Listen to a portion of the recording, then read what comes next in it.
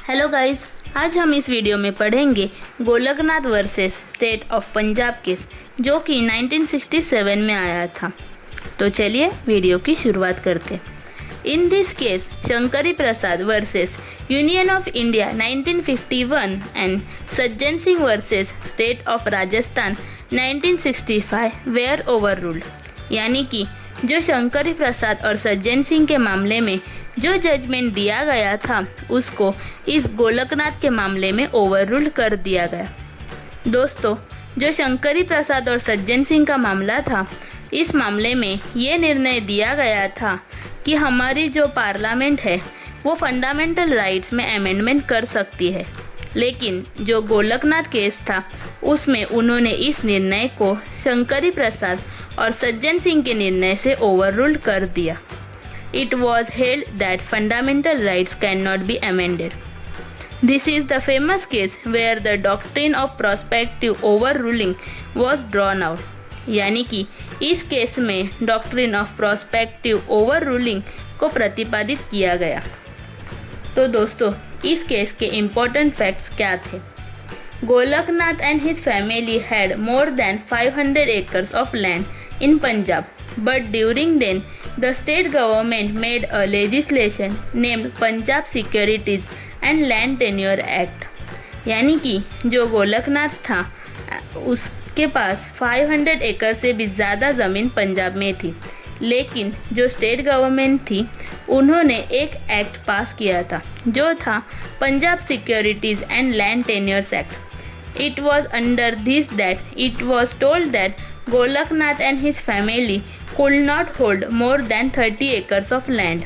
यानी कि ये कह दिया गया था कि गोलकनाथ और उसकी फैमिली जो है वो 30 एकड़ से ज़्यादा ज़मीन अपने पास नहीं रख सकती। तो दोस्तों, इसके विरुद्ध जो गोलकनाथ था, ही filed a writ petition under article 32 challenging the validity of the legislation.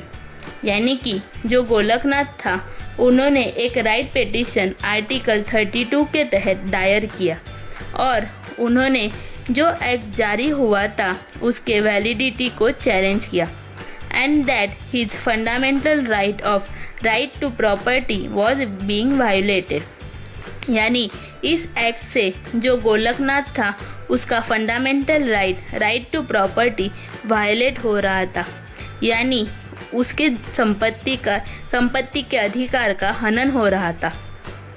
तो इस केस में इश्यूज क्या आए थे? Whether parliament has absolute power to amend fundamental rights under article 13 subsection 2।